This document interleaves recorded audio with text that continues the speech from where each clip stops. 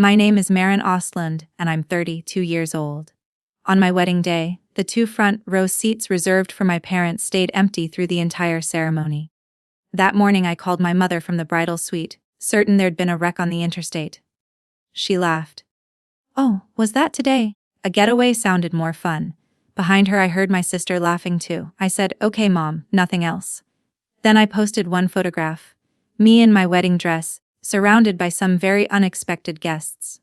6 hours later, my parents were standing at the vineyard gate, pale as the frosting on my cake. What they asked me to do next is the reason I'm telling you this story. Welcome back to Untold Secret Hub, and if you've ever loved someone who lived for an audience, stay with me to explain those two empty chairs. I have to take you back to 2008. I was 14. There was a letter on our kitchen table in Cedar Rapids, with a bank's letterhead and a due date circled in red pen. My father had lost his job at the plant 7 months earlier. My mother sat at that table until 2 in the morning, and by sunrise she'd built a blog. She called it simply, The Ostlund House. Her first post was about the dinner we'd eaten that night: boxed macaroni, a can of diced tomatoes, the last stick of butter she'd been rationing all week, and a paragraph about turning a hard season into a warm one. She photographed the pot with the good linen napkin folded underneath it like a prop. The post traveled. Strangers wrote in saying it made them cry at their office desks. A regional grocery chain reached out within the month. The first advertising check arrived 4 days before the mortgage was due, and my mother held it in both hands the way you hold something that's breathing. I want to be fair, because fair matters here. My mother didn't build a stage out of vanity. She built it out of terror. And the stage worked. The bank letter went into a drawer. The camera stayed out on the counter. From then on, our house ran on a deal nobody ever said out loud: the audience saved us once, so the audience must never be allowed to leave. I was 14, and I watched fear put on lip gloss and call itself a brand. It would take me 18 more years to understand exactly what that rescue had cost us. It cost us the table, the place where a family sits and nobody's watching. And once that was gone, everything else went quietly, one small absence at a time. By the time I was 16, our house had become a set. A ring light stood sentry over the kitchen table like a pale little moon. Breakfast happened twice on Sundays. Once for real, cold and rushed, and once for the camera, with steam my mother generated by microwaving a damp paper towel behind the pancakes. My sister Josie was 10, and she was pure magic on film. Big eyes, easy tears. A laugh that arrived exactly on cue. I once watched my mother ask her to cry again because the light had been bad on the first take, and Josie did it. 10 years old, and she could summon grief twice before dinner. Me, I was 16 with a bad perm and a habit of blinking exactly when the shutter clicked. Nobody ever sat me down and fired me from the family. It was subtler than that, which somehow made it worse. I got assigned what my mother called logistics. Hold the reflector, Maren. Check the posting schedule, Maren. Stand just out of frame, honey, you're casting a shadow. Episode by episode, comment by comment, I dissolved out of the Ostlund house the way a person fades out of an old photograph left too long in the sun.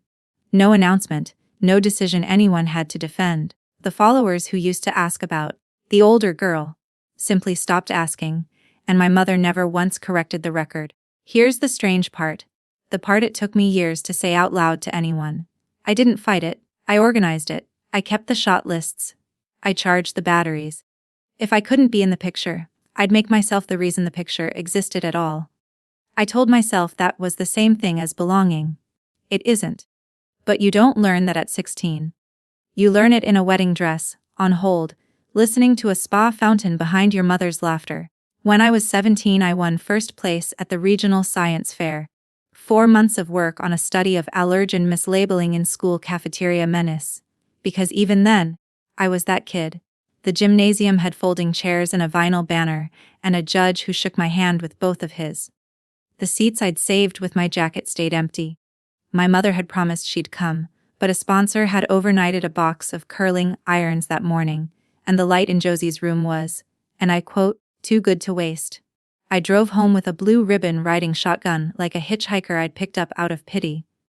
When I walked in, the whole family was clustered around Josie's vanity mirror, filming a hair tutorial, and my mother waved me out of the reflection without looking away from the screen.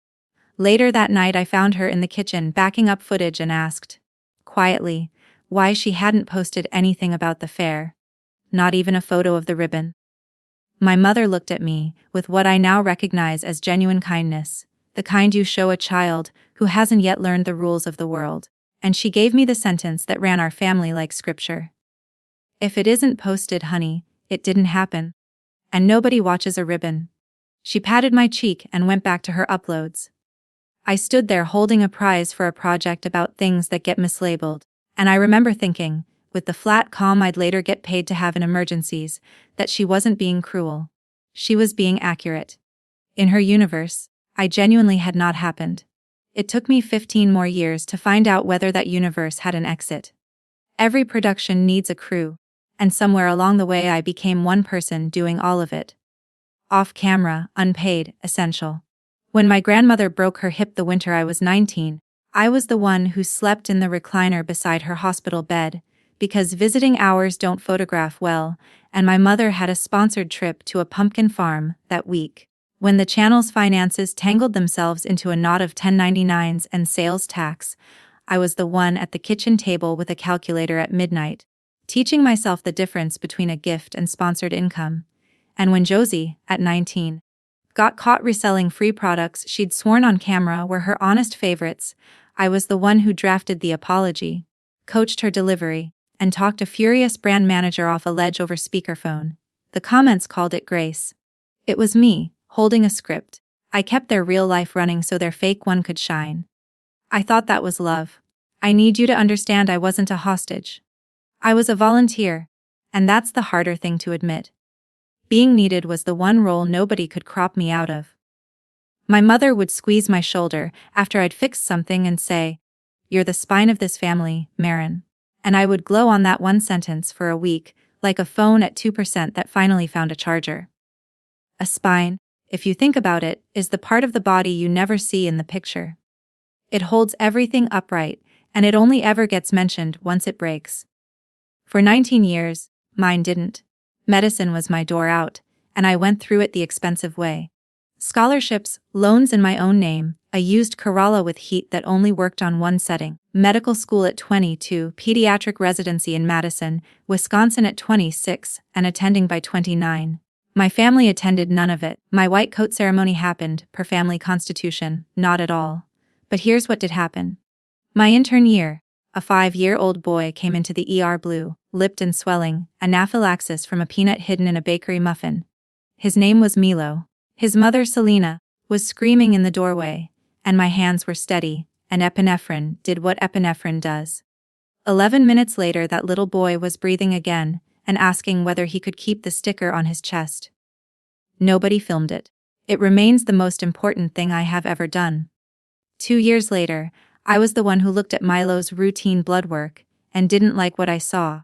I was the one who sat with Selena through the word leukemia and everything that word drags in behind it.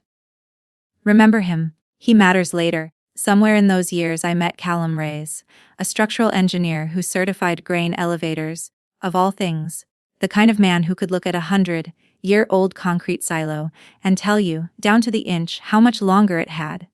I found that unreasonably romantic. On our third date he pulled out a scratched-up film camera, the kind you wind with your thumb, and took exactly one photo of me laughing into my coffee. I asked why he didn't take more. "Because you look down when you smile, not at the lens," he said. "One's enough." I married that sentence eventually. But first I had to understand what he'd seen in that single frame. That I'd spent my whole life around cameras, and not one of them had ever once been pointed at me with love. The first time Callum brought me home to his parents' place outside Madison, I sat in the driveway for a full minute, rehearsing angles out of pure habit. Then I walked into a kitchen where nobody photographed the food. Nobody nudged the casserole toward the window light. His mother, Deborah, a retired elementary school teacher with 40 years of other people's kids in her hands, handed me a peeler and said, "Potatoes wait for no one." We ate at a table of mismatched chairs. Somebody's elbow knocked over the salt, and the world kept right on turning. After dinner, Deborah washed and I dried, and she asked about my week on the pediatric ward. Then she did something I had no training for. She listened to the entire answer. She asked a follow-up question about a detail I'd mentioned near the beginning, which meant she'd actually been listening at the beginning. Callum's father fell asleep in his recliner mid-sentence, and nobody staged him, nobody captioned him. He just slept, loved and unrecorded. When he won $200 on a scratch ticket that fall, Deborah's response was to buy better steaks for dinner, not to film the reaction in 3 takes. It was the most ordinary evening in the world. I got in my car afterward, made it 2 blocks, and had to pull over on a dark side street because I was crying and genuinely could not tell you why. I'm a doctor. I know now what that was. That was a starving person's body reacting to a normal meal. Not a feast, just a family-sized portion of being seen, served without a lens. My system simply didn't know how to metabolize it. Deborah Reyes never once tried to replace my mother. She just stood, quietly, in the exact spot where a mother goes. Callum proposed on a cool evening at Hollow Creek Vineyard, half an hour outside Madison, between 2 rows of trellised vines strung with low lights. His thumbs shook when he asked. I said yes with cider on my breath.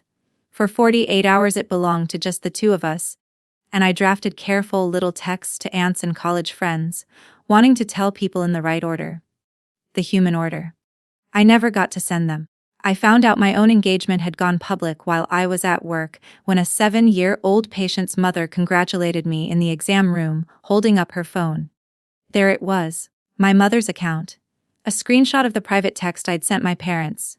My actual words, my actual typo, under a banner of confetti emojis. Your BYS. Below it, a link similar ring styles, tap to shop, 40,000 likes and climbing. My mother had turned the most private sentence of my life into inventory in under 48 hours, and tagged a jeweler I'd never even met. I called her from the parking garage. She was thrilled I'd seen it. Great engagement, she said, meaning the metrics. That night, Callum held my hand across his kitchen table and asked me one question that redrew the entire map. Forget who's watching. What do you actually want to remember? And out of my mouth came a wedding I'd never once dared say aloud. Small. 60 guests at the vineyard where he'd proposed. No phones, no posts, no cameras except one kind, which I'll get to, because that plastic little detail ends up carrying this whole story. My mother heard the words, unplugged wedding, and called it, on the family group chat, an act of war. She had no idea she was about to lose it for me. 6 months later, that one small rule would be the reason her entire stage came down. We planned that wedding the way you'd plan a field hospital. Modestly, by hand, with people we trusted. October at the vineyard, 60 guests, a colleague's bluegrass trio, Deborah's garden dahlias in mason jars, a barn floor Callum sanded himself over 3 weekends. My mother treated every detail like an opening offer in a negotiation she assumed she'd win. 1 videographer, Marin. We'll keep him invisible. 1 getting ready reel, then 30 seconds, tasteful. No, Mom. A bridal label will comp the entire dress. It's free. Do you have any idea what wedding dress content is worth in October? No, Mom. Each refusal landed on her face the same exact way, and I want to describe it precisely, because it's the key to everything that came after. She didn't look hurt. She looked bewildered. And then she looked frightened.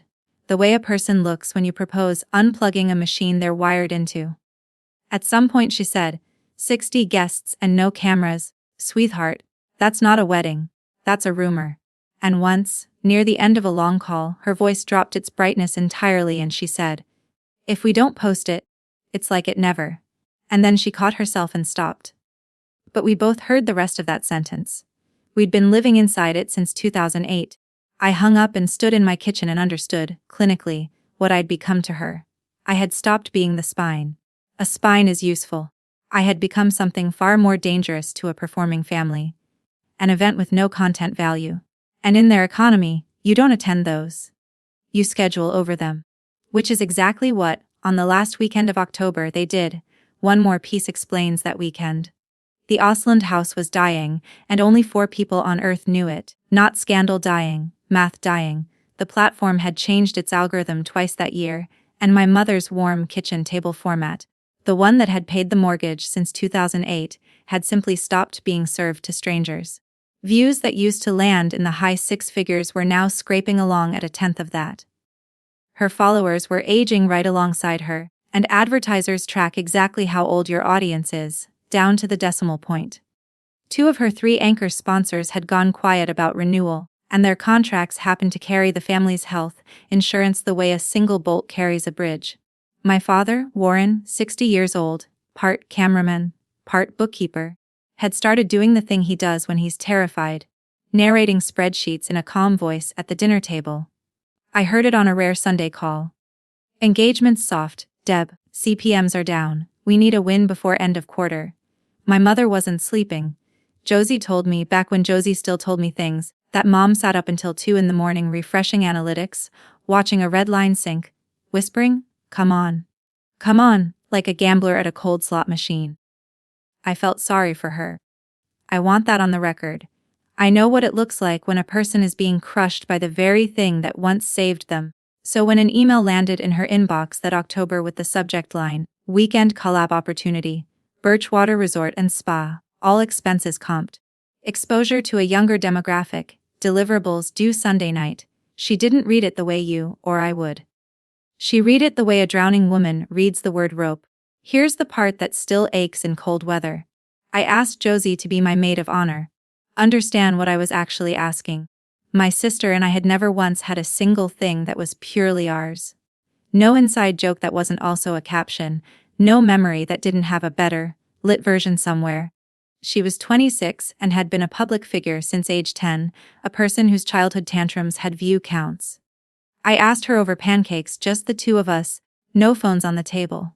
For a second I watched something wake up behind her eyes. Really? Me? Her voice was 10 years old. She said she'd think about the dress. She used the word hours. I drove home lighter than I'd been in months. Then my mother announced the Birchwater trip, full cast, non-negotiable, deliverables due Sunday, the exact same weekend as my wedding. I know now from my father that Josie pushed back for a full day, which for Josie was practically a revolution. Then the machine did what the machine does. Contracts got mentioned. The word team got deployed. Mom cried, which on our family's set is a directing technique, not an emotion. And on Thursday night my phone lit up with a text from my only sister that I can still recite word for word. "It's just one weekend, Mar. Your thing is small anyway." I read it maybe 30 times, and underneath the sting, my clinical brain flagged something quieter. A finding I couldn't unsee. There wasn't a single exclamation point in it. Josie, who used to end grocery lists with 3 of them. What I heard in that flat little sentence wasn't cruelty, it was exhaustion, the bone, deep kind, the sound of a woman reading lines she no longer believed. Hold on to that. Her story isn't finished yet. I made one last house call. 2 weekends before the wedding. I drove the 2 hours down to Cedar Rapids on a Sunday, sat at the table where the ring light lives, with the old reflector I used to hold propped up in its corner, and asked my mother plainly to choose. "It's my wedding, Mom." I didn't raise my voice. In my job, the more serious things get, the quieter I get, and I have never in my life been quieter than I was that afternoon. My mother reached across the table and squeezed my hand, warm as anything. "And it's our livelihood, sweetheart. The Birchwater deadline is Sunday. It can't move. We'll celebrate you properly after, with good light, a real shoot, hair, makeup, golden hour. You'll thank me when you see the photos." There it was, my wedding, downgraded to raw footage. A rough cut we'd fix in the reshoot. I looked at my father, who was cleaning a lens with the concentration of a man diffusing something, and he did not look up. Warren Osland hasn't taken an unposed photograph since 2008, and he wasn't about to start with eye contact. Here's the confession that matters though. When I got home, Callum asked how it went, and I said, "They might be running late." There's a work thing. Might be late. 20 years of training doesn't vanish just because you're angry. I was still the family's editor, still cutting their worst takes before anyone else could see them, still protecting the one man I loved from the truth about the people who made me. Remember that lie. I had to unlearn it in public. And one more detail, because it turns out to matter. They never actually declined the invitation. The RSVP card came back marked yes, all 3 names, because in my mother's business you never put a cancellation in writing. Canceling has optics. Simply not showing up, apparently, does not. The rehearsal dinner was Friday night at a farmhouse restaurant near the vineyard, 20 guests around one long table. 3 chairs at the end sat empty. The Ostlands were, per the group chat, stuck in traffic, which might have been more convincing if my mother's account hadn't posted a packing video that same afternoon. Cashmere and canvas totes, captioned Adventure Calls. I watched Callum's college roommate glance at the empty chairs, then at me, then develop a sudden, urgent fascination with the bread basket. That particular kindness, people pretending not to notice your wound, is its own quiet kind of pain. I was reaching for my water glass and my speech. The smoothing over speech I'd been giving for 2 decades. My parents are just so busy. When Deborah Reyes stood up from the far end of the table, she didn't say one word about traffic. She picked up her plate, her silverware, and her wine, walked the length of that table, and sat down in the empty chair beside me as if it had held her name card all along. She smelled like rosemary and drugstore hand cream. She put her hand over mine, briefly, the way nurses and teachers both learn to. A touch with a purpose and a dosage. Leaned in and said quietly, "I'm not here to be seen, honey. I'm here to see you."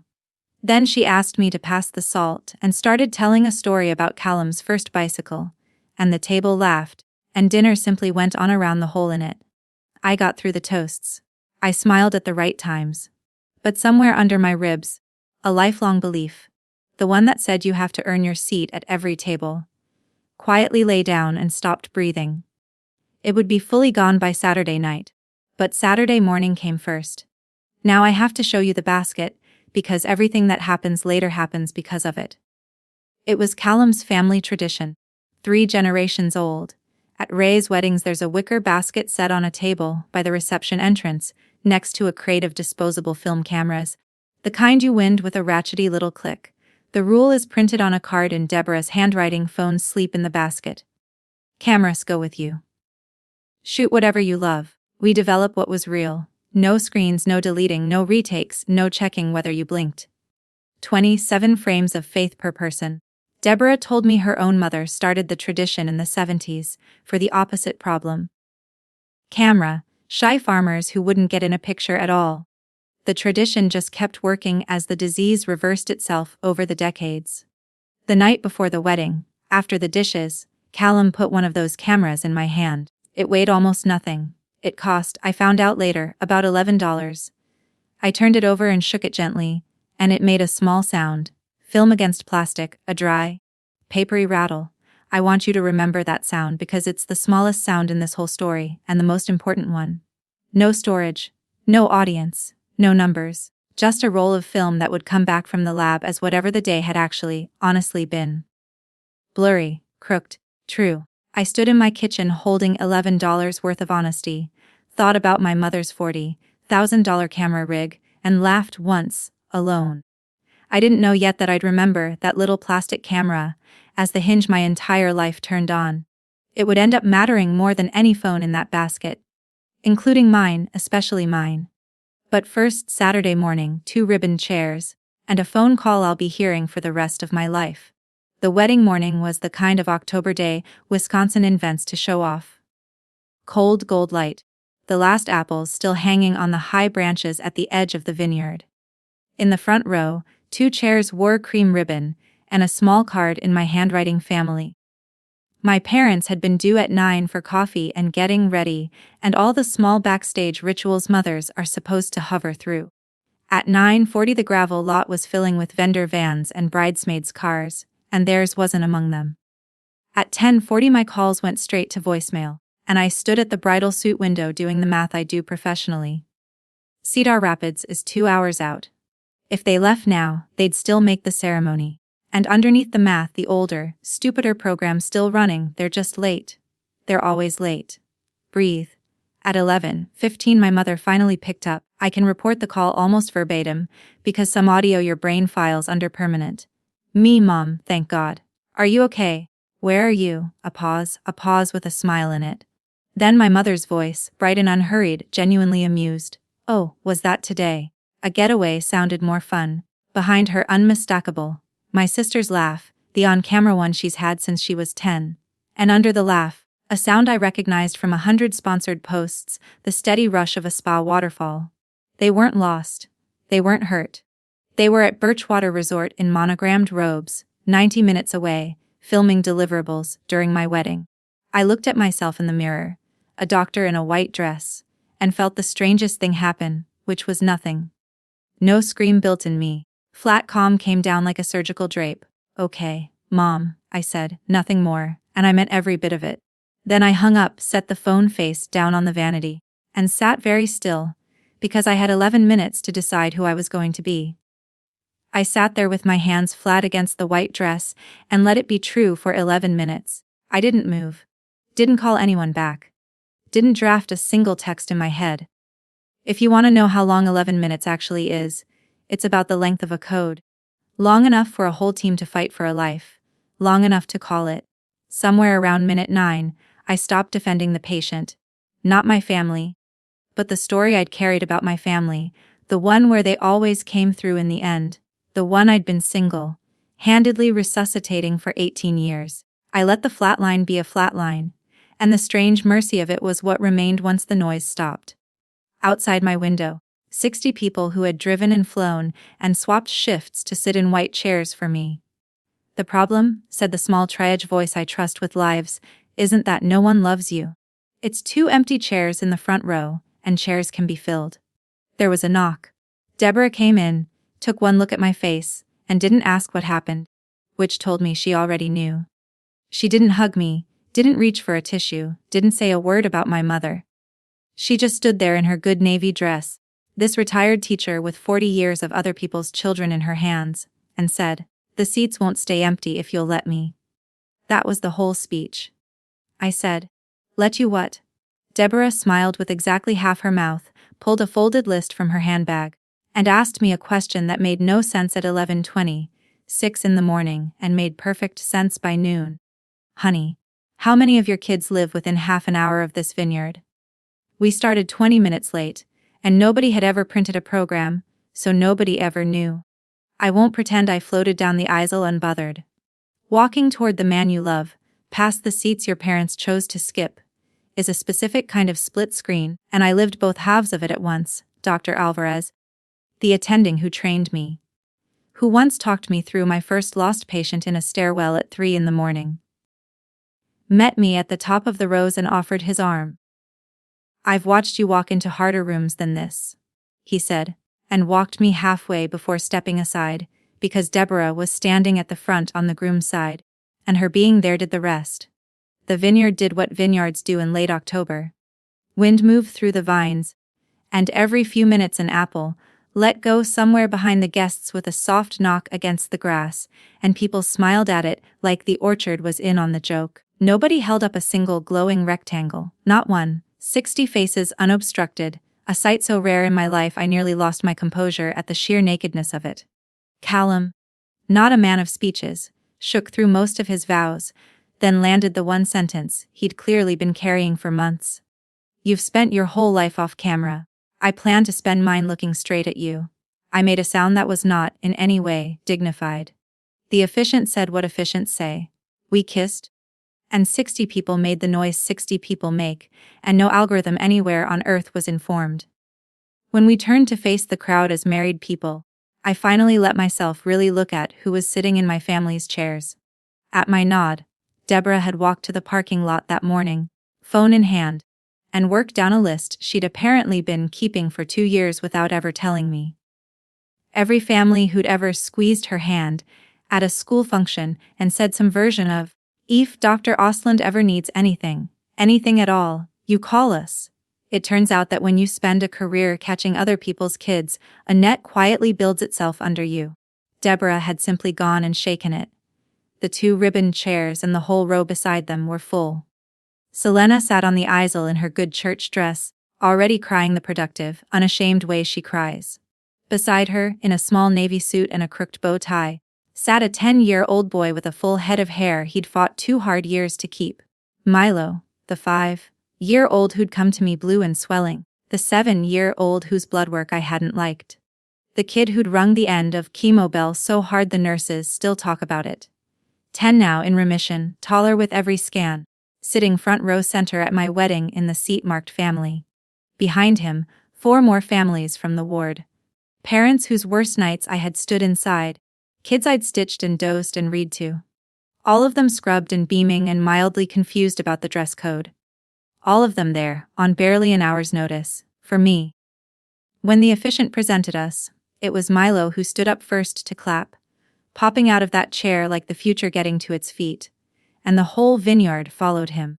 Standing in that applause, I understood something with total clarity. My mother had measured this day, and decided it had no audience worth showing up for. She was wrong about the count. The audience of my life had simply RSVP'd to a different address, and I hadn't posted a single thing yet. After the ceremony came portraits out among the vines, where the early afternoon light had gone the color of cider. The photographer, Deborah's niece, shot film only, and she posed nobody.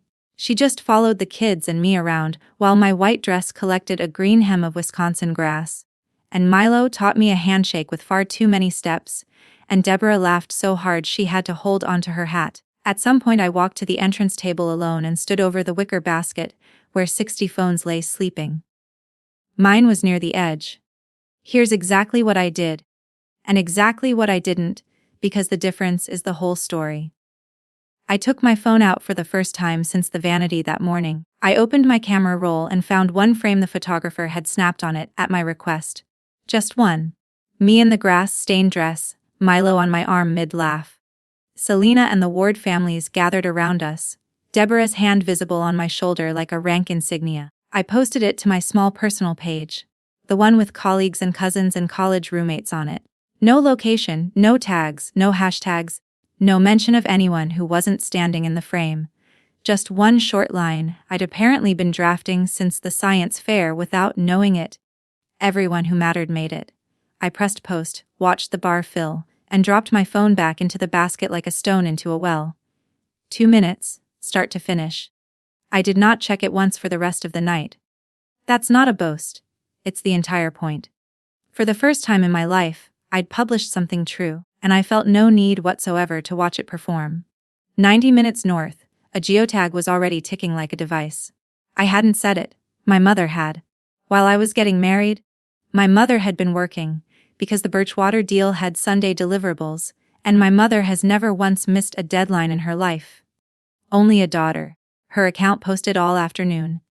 A reel of the 3 of them clinking champagne on a cedar deck, monogrammed robes, captioned, "So grateful for spontaneous family time."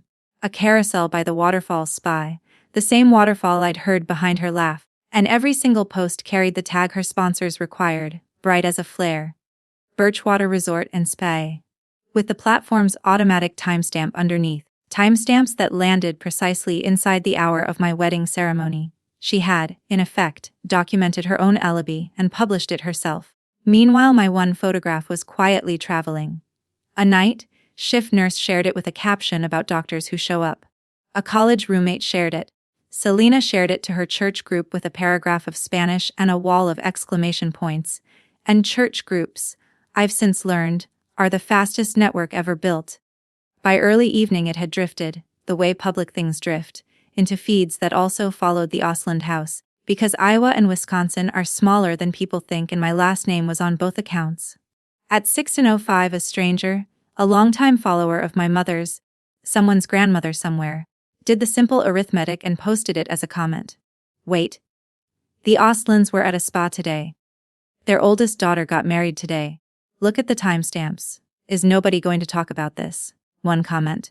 That's the entire conspiracy. I never wrote a word, never tagged a soul. I'd spent 20 years editing my family's story, and my one act of revenge, if you want to call it that, was retiring. The internet turned out to be a very motivated replacement. What happened next happened in 2 places at once, and I have to reconstruct one of them from screenshots, because I genuinely wasn't there.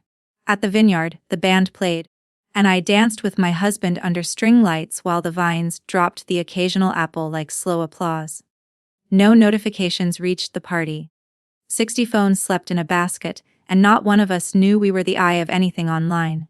In that same hour, my mother's comment section caught fire from a single match. The timestamp comment got replies, and the replies got replies. Longtime followers, women who'd watched Josie grow up on camera, women who'd mailed casseroles in 2008, started doing their own arithmetic and posting it in real time. Someone found my photo and quoted my caption. Everyone who mattered made it. And that plain little sentence did what true sentences do in public. It detonated on contact. A parenting page with 200,000 followers posted a side-by-side screenshot. Spa reel on the left, wedding photo on the right, timestamp circled in red, titled, "One need to talk about the Ostlunds."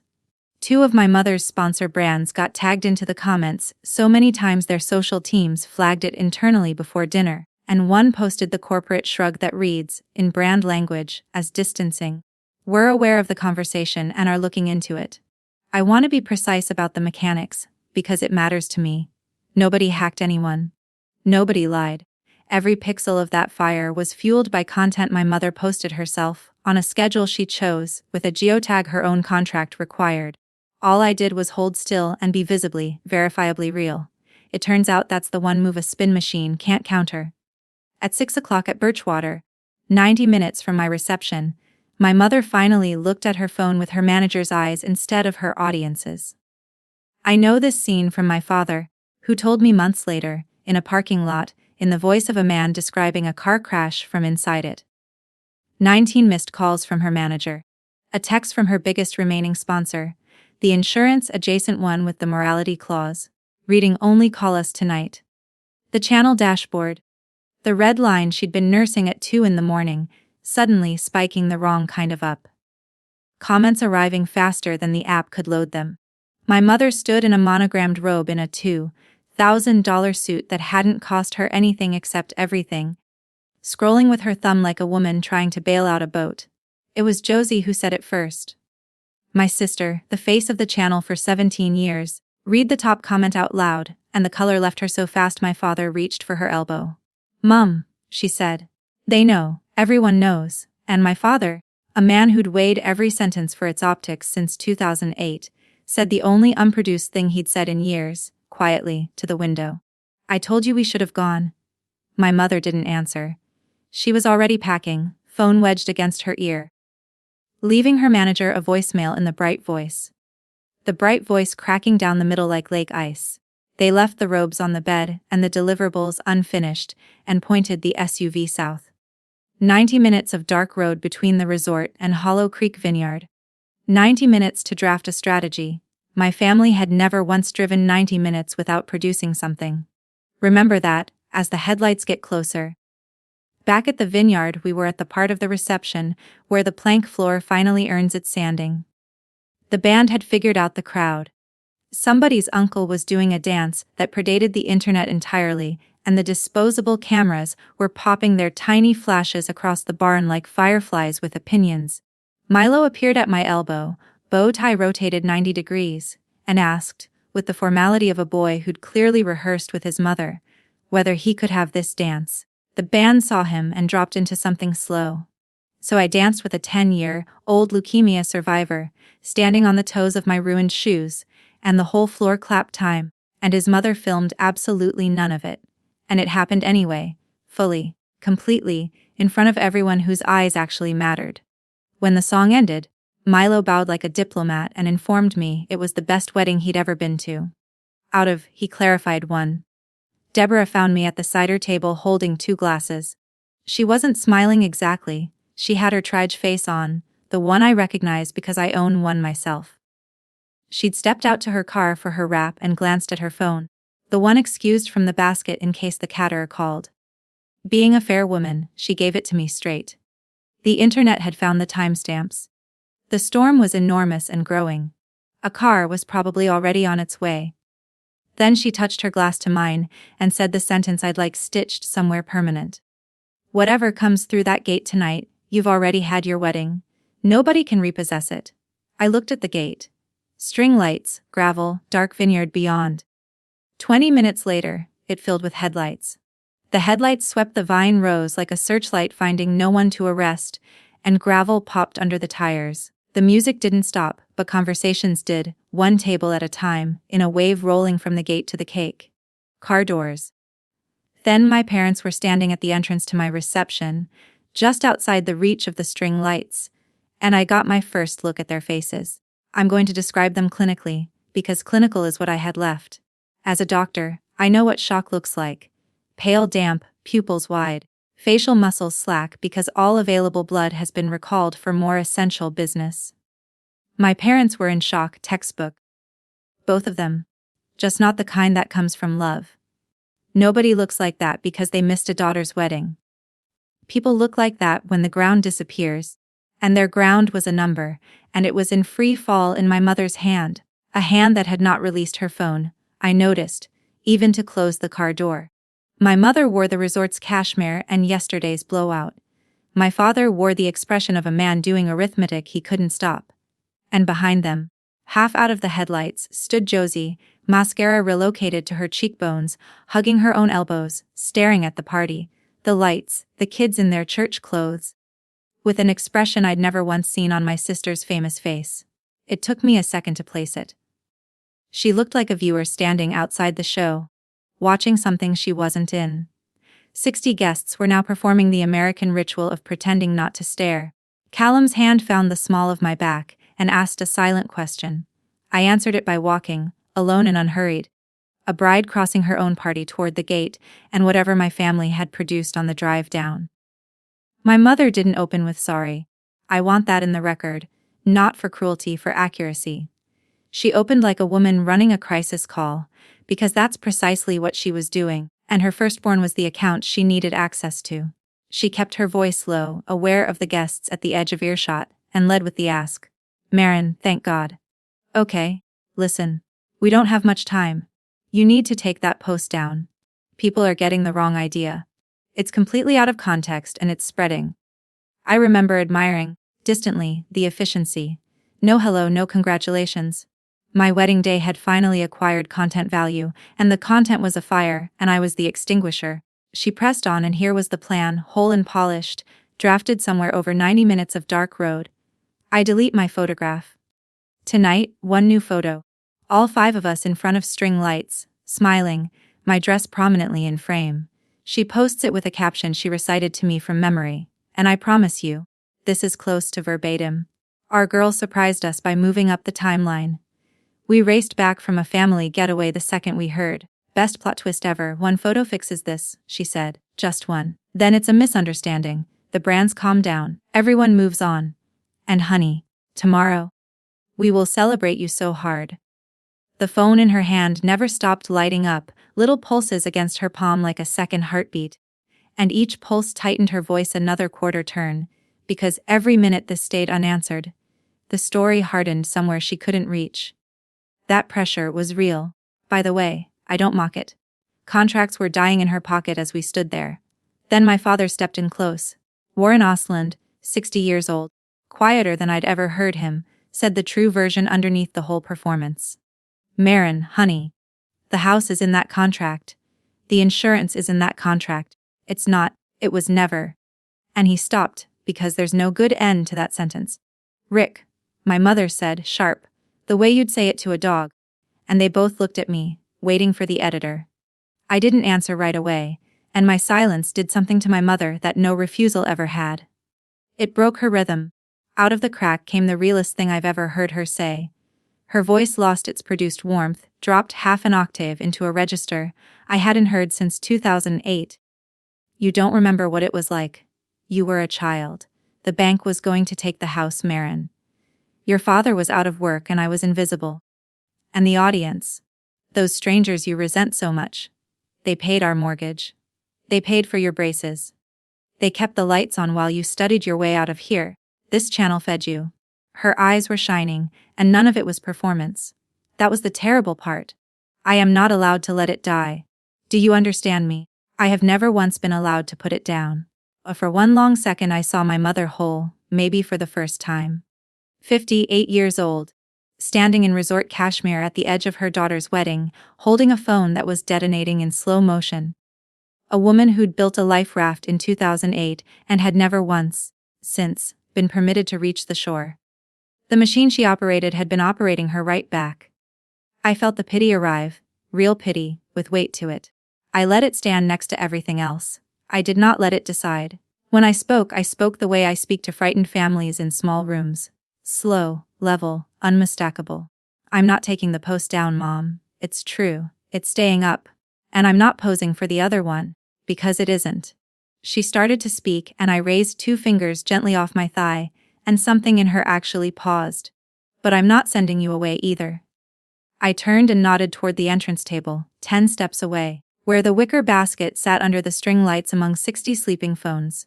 You can stay. All 3 of you. There's cake. There's a band. Your daughter got married today, and the night isn't over. I held her eyes. Phones in the basket. Come in as people, not as a page. An invitation, not an ultimatum. The door open. Then I watched my mother look at that basket. What happened next took 4 seconds, and it's the reason I'm telling you this story. My mother looked at the basket.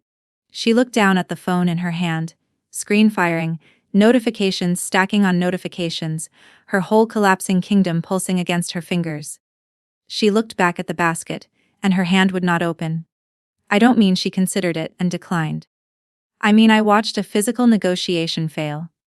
Watched her thumb whiten against the case, watched the tendons on the back of her hand ready themselves for release, and then refuse. The way I've seen fists refuse at bedsides when it's finally time to let go of something. The basket was 10 steps away. It might as well have been across a canyon with no bridge. And my father, an engineer who'd spent his whole career certifying spans, stood right there.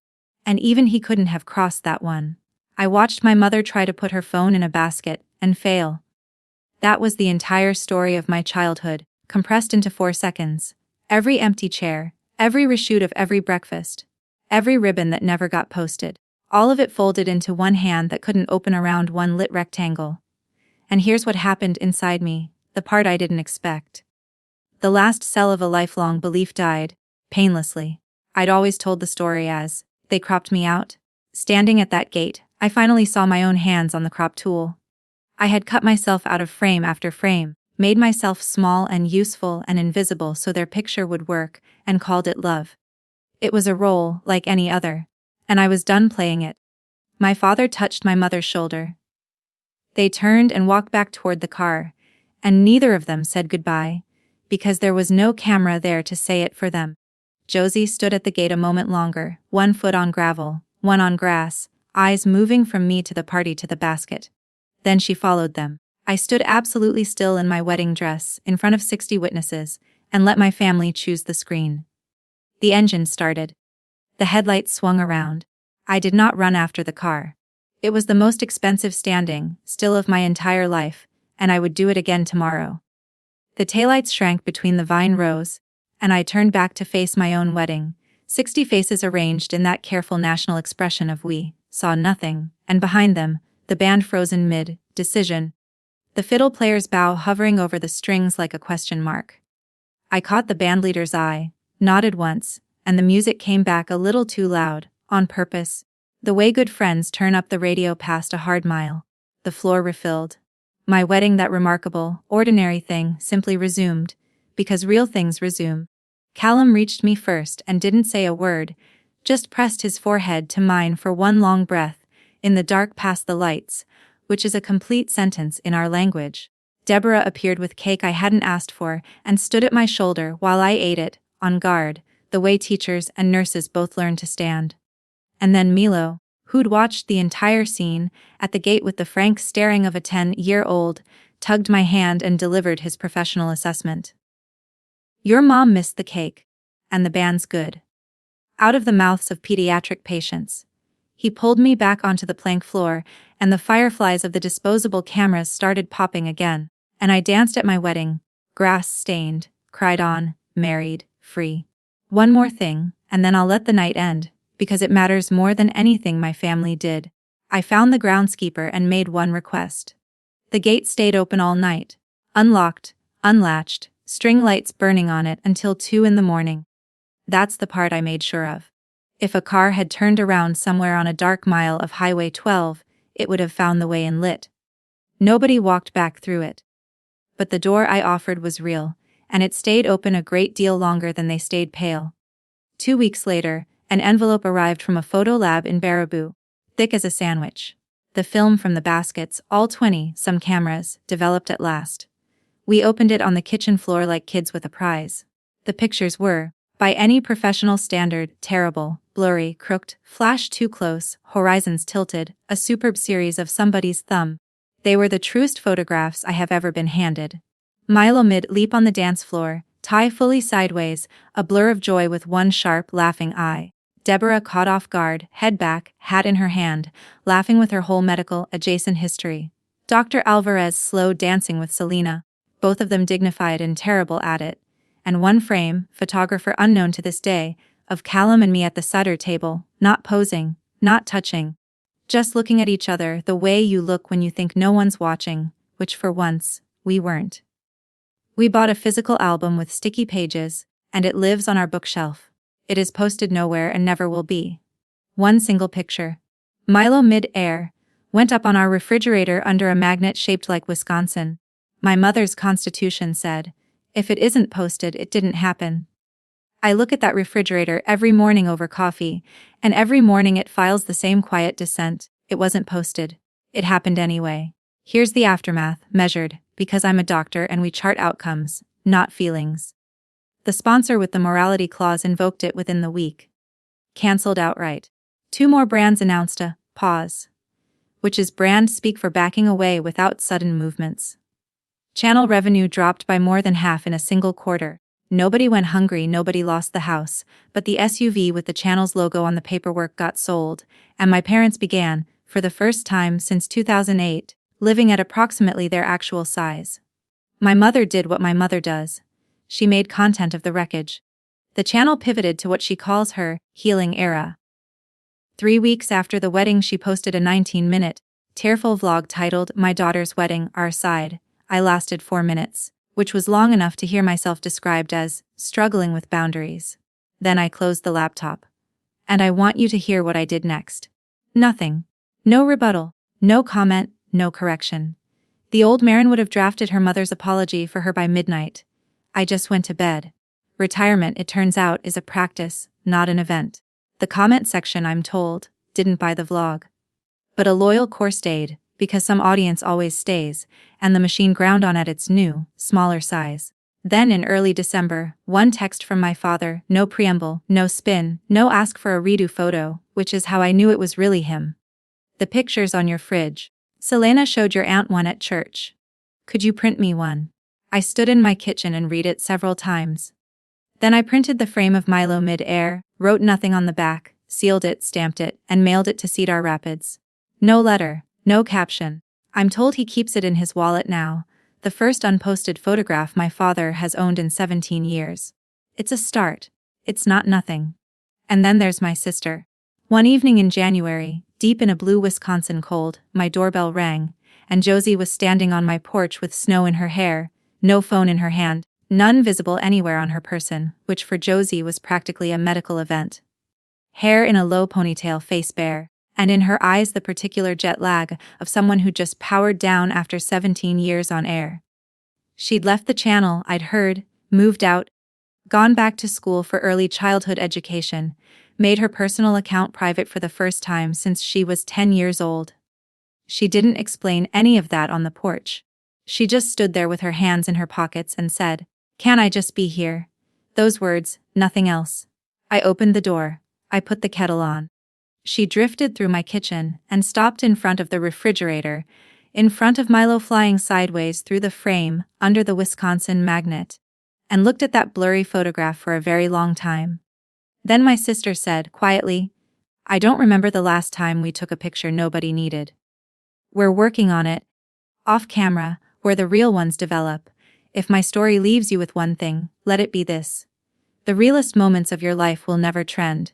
And they don't need to. They'll simply, quietly, outlast everything that did. That's my story." 2 empty chairs, 1 true photograph, and a basket my mother couldn't quite reach into. If you've been living your life for someone else's audience, or loving someone who does, maybe tonight's the night you put the phone in the basket.